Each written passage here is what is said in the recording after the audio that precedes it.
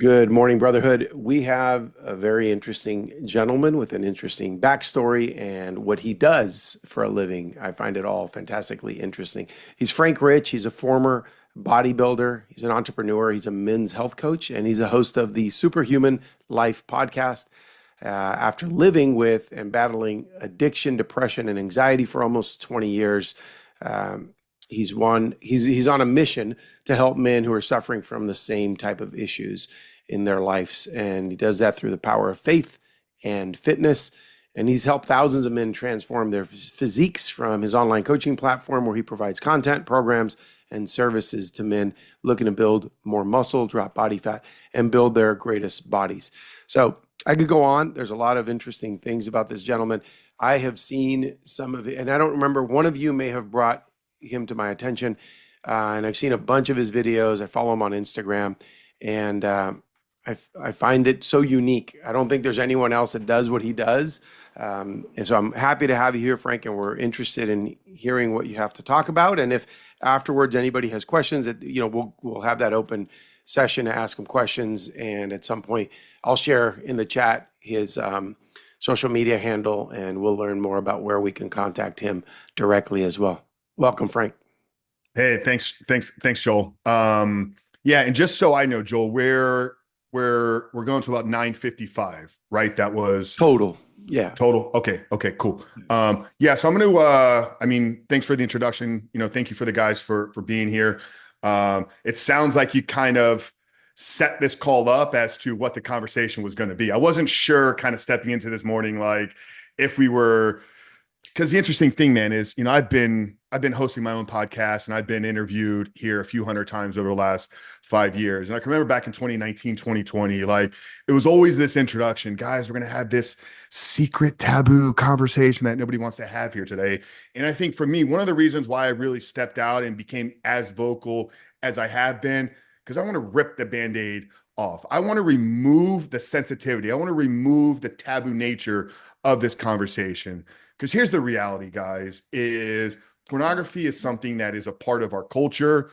The studies in the research shows that about 70 to 75% of men view it on a regular basis. So I commend and acknowledge every single one of you that is here today, because I think it shows a lot about who you are. I think it shows a lot about the type of man that maybe you want to be. If you're willing to say, hey, there's this thing that maybe I was never really looked at as a problem. Maybe I was taught at a young age that this is just a normal rite of passage, but we're living in a different time. The internet is maybe 20, maybe 25-year old in the bandwidth that we have it here today. And when you talk about the addictive nature of pornography, more and more research is pointing to it being just as addictive as smoking, just as addictive as high dopaminergic drugs. So my goal is to, number one, always talk about this from a place of absolute zero judgment, zero shame.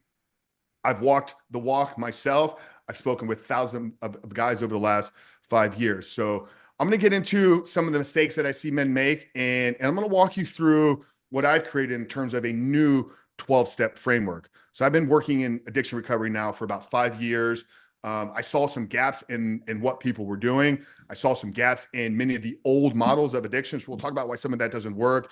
I'm going to give you guys some steps to take if it is something that you're looking to kind of break free from in your own life. And yeah, I appreciate Joel. And do I have share access here? You will in 1 second.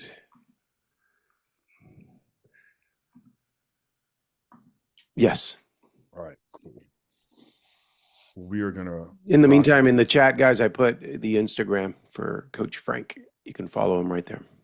We're going to rock and roll here. All right, guys, let's go and do slideshow here. So Joel, you see, everybody can see my screen here? Yeah. Fantastic. All right, guys. So this is a presentation I've given quite a few times. I'll breeze through some of the parts that maybe won't be as relevant for you, but I call it Becoming Porn-Free. And it is the 12 steps to create a porn-free life in just 12 weeks. And I will get into the details around the use of some of the language that I use, but I do believe in creating a porn-free life versus quitting porn. I'll get into the differences of why I think so many men struggle with actually removing this completely out of their life. But In today's training masterclass, you're going to learn the 3 common mistakes that men make that are keeping them addicted to porn. So these 3 big mistakes have come through thousands of conversations that I've had over the last 5 years with guys that are maybe exactly where many of some of you are here today. We're going to talk about the old school methods of recovery, why they don't work at really creating real freedom from pornography. I'm going to break down our simple 12-step process to creating lasting freedom from pornography in your life forever. Joel, introduced myself here. Who is Coach Frank Rich, transformational behavioral change expert. I spent 15 years working in the health, fitness, and recovery space as a coach, the founder of Rebuilt Recovery, which Joel is not the only company in the world that does what we do, but I do believe we are the best. I host a Superhuman Life podcast, which we've had Joel on. Joel, we got tremendous feedback from your time on the show. So we regularly rank in the top 100 here in the US with the Superhuman Life. And then back in last December, I launched a second podcast specifically for men struggling with porn called The Rebuilt Man. In our first month, we cranked it into the top 125. And now in less than 7 months, we've actually grown that podcast to get more monthly downloads and reach than the podcast I've had for 5 years. So that's who I am. Doesn't really matter a whole lot to you guys, other than why you should listen to me. So we have about 60K followers across all our social media platform and reach well over 100,000 people per month. So you guys should listen because other people have told us that they like what I have to say. I've had over 250 plus conversations now with many of the world's leading experts on these topics that we're exploring here today. At this point, there's been over 6,000 men that have joined us through our books, courses, coaching, and programs. And we've had now, I got to update this, over 1,000, roughly 1,100 successful transformations in helping guys create a porn-free life. But that's what I've done. But like I said, I've been where maybe many of you are still today. I got introduced to porn at a very, very young age, six years old, back in 1989. I struggled for a very, very long time, 20 plus years. It was a daily habit that led me down some real dark paths of destruction, isolation, anxiety, depression, suicidal ideation as well. I discovered my faith and surrendered my life to Christ in 2018, which led me to setting myself free from pornography about 4 or 5 months later in February. And I'm going on, almost 6 years now of being absolutely 100% porn free. And like I said, we're changing the world one man at a time. But I mentioned it before, there's 3 big mistakes that I see men making. And this is what I hear daily in the Instagram chat. This is what I hear daily in our school community. This is what I hear daily on our consultation and coaching calls are these common mistakes. And it doesn't matter where you are in your journey. You're probably making one, if not all 3 of these mistakes. And number 1 is what I call our frame of reference. And I touched on this at the beginning, right? We talk about creating a porn-free life versus quitting a behavior. I think when we are trying to quit doing something, when we're trying to stop a particular behavior, we are giving power to that thing. It's like the everyday walking into 12 steps and having to say, I am an addict. You're already, in my opinion, putting yourself in the losing seat because you're identifying yourself as an addict. And I think real freedom comes in being able to transcend the addiction, being able to live above, create a new identity. One thing we've kind of built our organization on is this saying that the only way to overcome pornography addiction for good is to become the man that's no longer addicted to porn.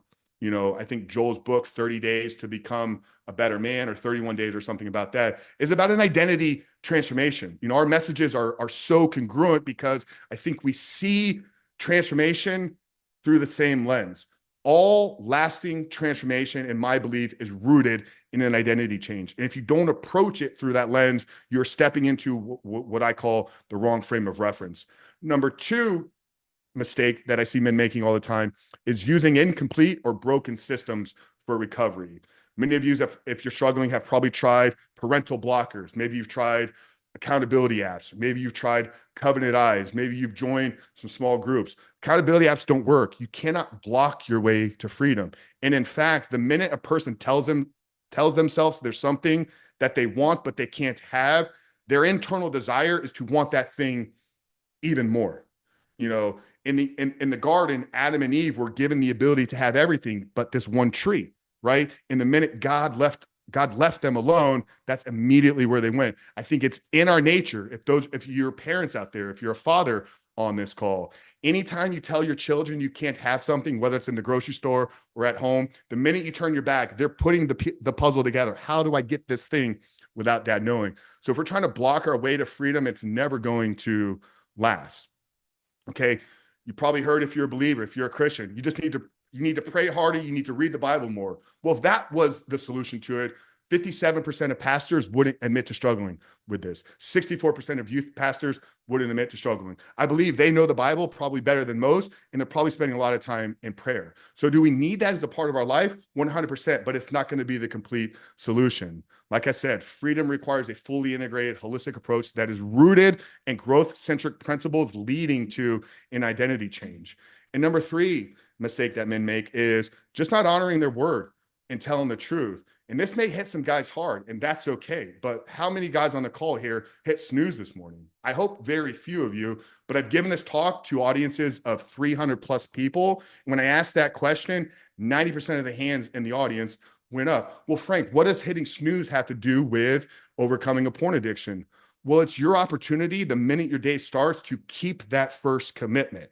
And when you begin to negotiate with yourself on a daily basis, when you start your day by negotiating and not honoring your commitments, then later on at night, after work, it's been a long day, boss yelled at you, you drive past the gym, even though the gym bag was in the trunk. When you get back home, wife goes to sleep, you got some alone time, you pulled a little dirty websites up, even though you said you weren't going to, okay? So I think starting the day with honoring every commitment is going to be our pathway to real freedom. So think about all the little things that you say you're going to do that you're not getting done. Our freedom, our transformation is going to be found in honoring and keeping all of those commitments. So the 3 big mistakes: broken frame of reference, using incomplete systems, and not being a man that lives in integrity and holds his word. So the old systems, right? There's one out there that most people are aware of. It's called 12 steps, AA, SAA. It's been around for 100 plus years. It doesn't work for many reasons. We're going to break these down. So this is just a quick snapshot of the 12 steps. We're going to go through each one of these individually, but the first step, and I'm going to break each one of these down, why I think that they are broken and perhaps maybe out of order. But step number 1 of the 12 steps is we've admitted that we were powerless over the addiction and our lives have become unmanageable. Well, number 1, that's lacking personal responsibility, because it's like, if we are powerless to this thing, then we are not the one that's in control of the things that we're doing. Every time we act out with pornography, every time we go to that little site, every time we transfer over from social media, from Instagram to whatever page we go on, we've made that choice.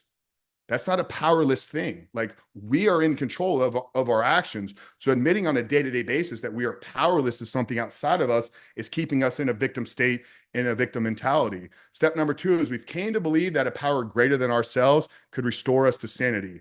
There's partial truths in this. We are saved by the blood of Christ alone, but we must pursue God and follow Jesus daily. We all know a lot of crazy people that attend church every single week. So if all we needed was a power outside of ourselves to restore our sanity, that once again is not taking ownership of the things that we do. So I'm going to break these down and tell you why I think they're perhaps incomplete. I'm not shitting on any of this, right? 12 steps, AA has done more good for the addiction community than anybody else. Millions of people's lives have been transformed, but it's also 100 plus years old. We know more about science. We know more about brain neuroplasticity. We know more about rewiring ourselves. We know more about identity transformation than we did 120 years ago.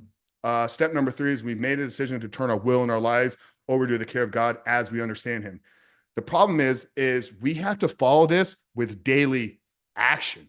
We can't just submit our life to God and be like, all right, God, you're going to take the wheel for me. It's like, no, we're going to pursue him daily by the actions that we are intentional about taking. Step number 4 and number 5 is we've made a searching and fearless moral inventory of ourselves, and then we've admitted to God, to ourselves, and to other human beings the exact nature of our wrongdoing. I believe if executed properly, these first 2 steps are the beginning of our journey to freedom. Okay. The beginning is we've actually looked at this as to how it is negatively impacting, and we've admitted to ourselves, to others, and to another person that we're committed to change. So scratch steps 1 through 3. These is where your real journey is going to start. Now, number 6 and 7, we are entirely ready to have God remove all these defects of our character and humbly ask him to remove our shortcomings. I think you can combine these steps into one. Like, I don't think they need to be separated. And maybe they did that because 12 was a magical number that they were aiming at. I'm not really sure. I don't see a whole lot of wrong with these, other than we could probably combine them into one step. Number 8 and 9 is we made a list of all the persons we have harmed and became willing to make amends with. And number 9 is we made direct amends to such people whenever possible, except when it would injure them or others.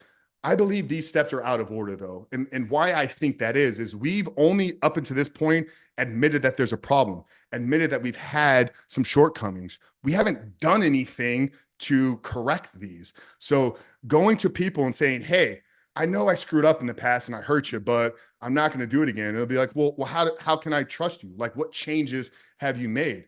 Think about if you were 90 days free, if they could look at you and be like, that's a transformed man. Then you voice these type of things, those words are going to hit a whole lot harder. So once again, not things that we don't want to do in our recovery, but I think that they're out of order. I don't think that we just want to start telling people that we're sorry for our behaviors if we haven't course corrected our life. Number 10 is we continue to take personal inventory when we are wrongly prompted and admitted to. At this point, we haven't really done any development work. You know, Joel and I see transformation through a growth-centric lens. We believe in development of ourselves into better men. By step 10, we haven't done anything. We've just looked at the problem, admitted it to God, and said, God, fix it. No, we have to be willing to put in the work. And I can tell you, this is the problem that I see in most accountability-based recovery systems. It's just a bunch of grown men sitting around sharing when they've messed up, but nobody's there to facilitate real change. Nobody's there to really hold them accountable. Well, Tom, you've been saying the same thing every single week for the last month and a half. When are you going to make some changes? That's real transformation. That's real coaching. That's real accountability. Is a person that can step in and say, hey, man, I'm not going to let you keep just showing up and saying that you're falling short. How do we help you not fall short? Like I said, recovery must be based in personal growth and self-development. And then 11 and 12 here is we sought through prayer and meditation to improve our conscious contact with God as we understand him, praying only for knowledge of his will for us and the power to carry that out. We have a spiritual awakening as a result of these steps. These are good. I don't see anything wrong with any of this. And in fact, the spiritual awakening, that's something that Jordan Peterson, I'm not sure if you guys are familiar with his work. He is an expert in addiction recovery.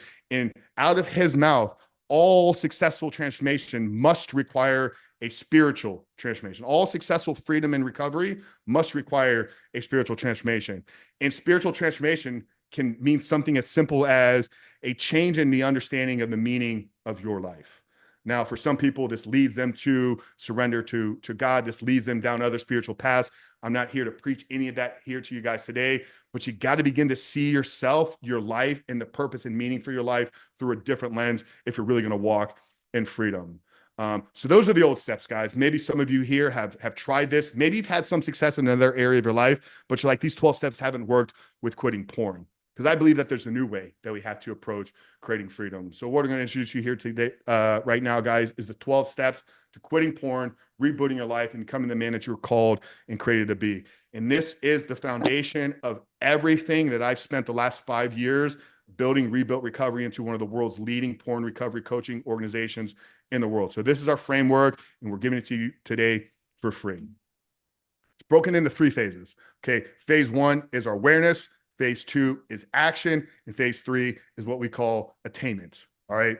Phase number 1, awareness. Step number 1 is we must admit that there's a problem and commit to change. 100% radical honesty. Okay. The language and precision at which we speak here is so vitally important. Okay. Admit that there's a problem and how it is impacting your life. I have dozens of guys that reach out to me every single week. Frank, I need to quit porn. Well, what's it doing? I don't know. Well, why is it a negative thing?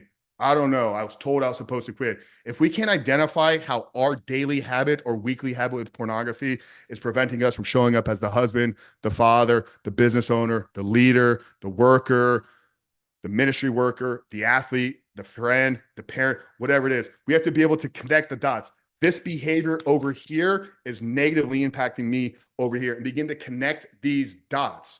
Okay. So that's step number 1, is really addressing and calling the problem out for what it is. Step number two is identify all the ways that it's impacting you and where you're triggered, weak, and vulnerable. Okay. And what I mean triggered, weak, and vulnerable, a lot of guys think that their porn addiction is because they had this high sex drive. But I'm going to ask you guys a couple questions here for those of you that are struggling.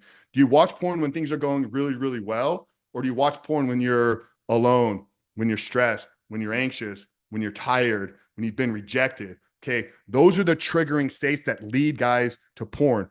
Porn, for most of us, has become a way that we deregulate our nervous system. So something's happened in our life to trigger to get us into a fight or flight response. And by watching porn, there's a dopaminergic response in our brain that calms our nervous system, and it leads us to a place of being in a more relaxed state. So identify where these triggering moments are. If every time that I'm at home late at night scrolling social media in my bed and I'm alone, do I get triggered to porn? Well, boom, we got to stop scrolling social media in our bed when we're alone late at night. That's a triggering type of environment that we put ourselves in.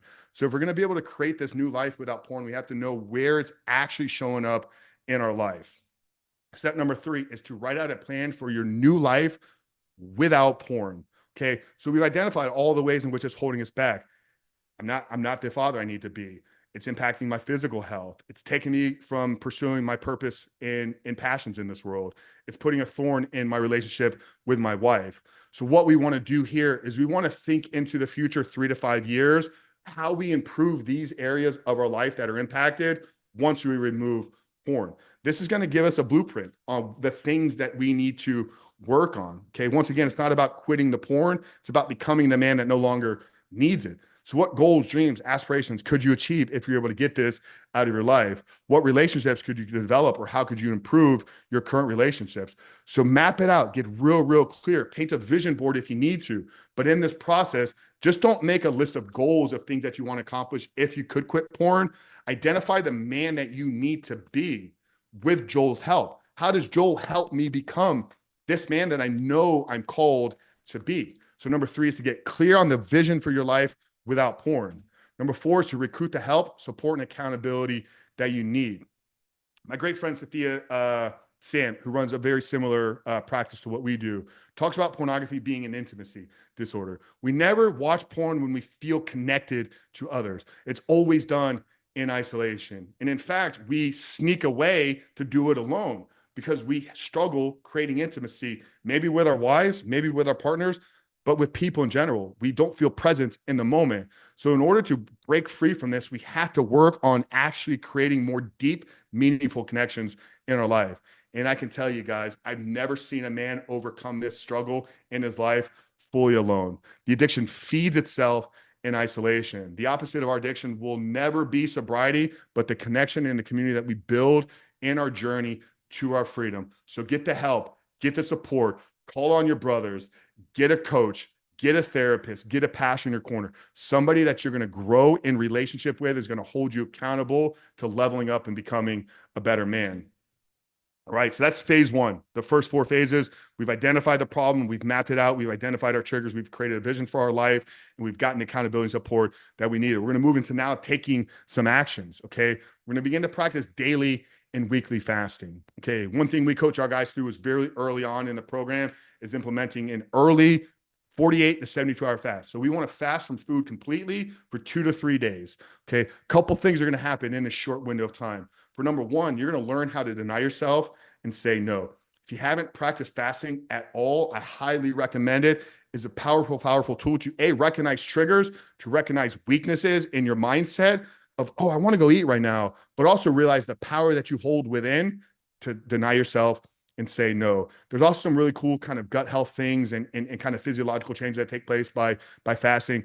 But I recommend and encourage guys to go short-term early on in the beginning and then begin to practice something regular, whether it's a daily intermittent fasting or a weekly 24-hour fast, which is what we practice in our programs. But it's going to give you some control over your thoughts. It's going to teach you how to say no when you feel tempted and triggered. Step 6 is getting to a daily prayer, meditation, and gratitude practice. All right. Like we talked about, for most of us, porn has become a way for us to calm and regulate our nervous system. Okay. Prayer, meditation, gratitude are our daily practices that we can have. Cold plunge, ice baths, other things that we can do to force our body into a fight or flight, but then force us to learn how to control it. Okay. We practice meditation, not so when we're triggered, we can close our eyes and meditate. We practice meditation because we're developing the skill set of controlling our breath. We're developing the skill set of calming our nervous system. Same thing with prayer and gratitude is they are physiological tools that allow us to get in better control of our nervous system. Okay. It's also learning to sit in your thoughts, sit in your quiet. There's a great French philosopher, Pascal, that said all of humanity's problems stem from man's inability to sit in a quiet room alone. We live in a distracted world. There's things calling for our attention every single day, apps going off, notifications, Netflix, radio, streaming devices, YouTube, Instagram. It is constantly tugging at our attention. Most of us never sit in peace and quiet. And I can tell you, real freedom is going to be found in your ability to actually sit in your own thoughts. All right. Number 7 is beginning to live a life of service in others. All right. Real talk here, guys. The act of consuming pornography is one of the most selfish behaviors that a man can do. All right. Not calling anybody out here individually with that because it's something I did for 20 plus years. Think about it, though. There's something that we don't like that's going on in our life because, once again, we never go look at porn when things are going amazing. All right. We use porn as an escape when things don't go well. So we don't like the way that we feel. So we use other human beings that may or not have agreed to be in these videos to objectify them to then pleasure ourselves. If that's not selfish, then somebody please in the chat give me a better definition of what a selfish behavior is. But we're training and conditioning ourselves by every time we do that out. Like we are seeking our own pleasure over others. Well, I can tell you real freedom that Joel experiences, that I experienced because we built our life in service of others. That doesn't mean you guys need to start a podcast, you need to start a coaching group, but are you showing up for your community? You know, we just had a massive natural disaster blow through the East Coast here. I know Joel's in South Florida. We got hit on the west side of Florida, all the way up to Atlanta, North Carolina. You know, we just spent a few $100s yesterday to give to our church to send out there to help people. But begin to look for ways that you can show up. You guys have amazing lives. Top 1% if you're on this call here today. So you have an opportunity to serve and give into other people. And the value and benefit that you get out of that, you no longer need to go run and escape yourself. So step 7, begin to live a life in acts of service. Number 8, share your story. All right. Talk about the things that you're struggling with. I just had a podcast last week, 10 lessons from 2,050 days free of pornography. Lesson number 3 is that nobody that is in your life is meaningful will judge you for your struggles, but there may be an opportunity to lift other people out of it. This is one of the things that has made, in my opinion, 12 Steps, I know I knocked them at the beginning, has made their community so strong, is that their people understand the power of giving back. So you may be able to help somebody else just by you openly talk about the things that you're struggling with. And if there's things that you're struggling and you're not talking about them, those things are still holding power over you because there's a reason you're unwilling to share these things because perhaps you're afraid of the guilt, you're afraid of the shame, you're afraid of the judgment. So you got to be able to break that mold. We got to be able to break out of that. And it starts being able to talk about our story. So that's phase 2, guys. So we're going to move into phase 3 here, which is our attainment phase. All right. And it starts with doing hard things or seeking adversity on a daily basis. I love the way that Joe Rogan phrased this not too long ago on one of his podcasts. The hardest thing you do every single day should be something that you willingly choose to do. You know, that could be a workout for some of you. That could be jumping into cold plunge. That could be sitting down for the 3-hour creative session because you got a side business that you're trying to launch. And every single time you sit in front of that computer, you feel resistance. So you avoid doing it because you're like, who's going to care about the thing that I'm trying to create? Who's going to care about this book? Begin to do these hard things. Begin to seek this adversity. Here's what I know to be 100% a truth is your potential is sitting on the other side of the things you've never done before. In order to unlock new potential in each and every single one of us, we have to do something we've never done before. Because if we keep doing the same things, for one, our brain has no ability to grow or change because we're doing things we're familiar with. But it's also going to help you build a reputation that you can accomplish hard things.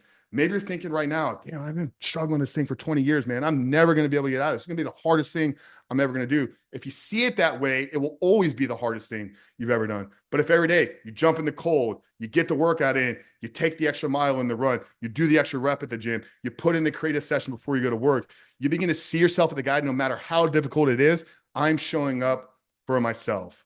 Number 10 is learn new skills. relentlessly pursue new goals. Podcast that I dropped yesterday on the Rebuilt Man was about the curiosity of a 5-year-old. I remember having a conversation over the weekend, and out my front driveway here, mom had pulled up. She was with a 5-year-old in the back seat. And as we're talking for about 5 to 7 minutes, this little kid is just turning every knob in the car. He's opening up the counter. He's opening up the manual. He's flipping the book. It's like, damn, what the hell is going on? Like, why is this ADD cooking in? And then what I realized is that's not ADD. That's a 5-year-old's brain, curious of the world, creating a map of his experience, right? The man's brain is developed at 24, 25. So up until that point, everything you're doing, your brain is creating a neurological map of it. Well, once we reach adult life, we stop pursuing new things, our brains become fixed. There's no reason for neuroplasticity to occur because you're not trying anything new. Recovery, growth, freedom is going to be found in having the curiosity of a 5-year-old, because the only way your brain is going to change. There are neural pathways in every single porn addict's brain that when certain triggers and events happen, lead them to almost subconsciously do those behaviors. So we must rewrite these pathways. We must explore new things, learn new skills. And here's the amazing part about dopamine is it is a chemical of pursuit and reward. Now it can be hijacked by pleasure food, by pornography, by gambling, by other addictive things. You can hijack your dopamine. But if you build a life driven by goals and pursuits on a daily basis, every single time you work towards those goals, your body and brain releases dopamine. So it's getting back control of your brain's natural reward system. Number 11 is begin to keep the promises you make to yourself. I talked about as the third biggest mistake, guys, is they just do not keep their word. Bezos Koulian, great mentor of mine. How you do one thing is how you do everything. Are you the person that you can trust in when you say something will get done? Did you not hit snooze? Did you get the workout in?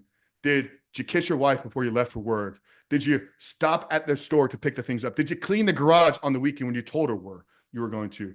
If you don't live in integrity with yourself, there will come a point where your subconscious or unconscious want to take over and self-sabotage your life. It's just how it works, guys. Like, I wish it didn't happen that way, but it is the truth. So we have to begin to live a level of integrity within our life. And number 12 here is find somebody that you can guide, be a mentor to. You know, we talked about sharing the story. Bill W., the founder of AA, he was a drunk. He was a traveling salesman that struggled with an insane alcohol addiction in his life. And the breakthrough that he had is he realized as he was traveling, he still wanted to go to the bar, but he changed his purpose of why he would go to these bars, because he knew that if every night he could help one drunk not have that next drink, then he would stay clean.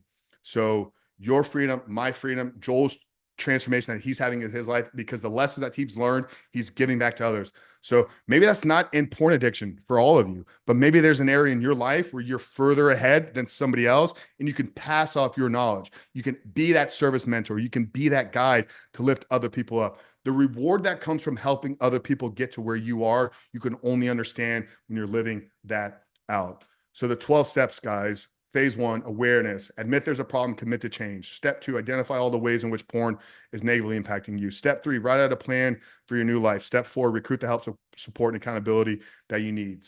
Phase 2, action. Step 5, weekly and daily fasting. Step 6, daily prayer, meditation. Step 7, perform acts of service. And step 8, share your story with others. Move this into the final stage of attainment. Do the hard things. Seek adversity on a daily basis. Learn new skills. Relentlessly pursue new goals. Keep the promises you make to yourself and become a mentor support to someone else. So what do you do from here, guys? Right?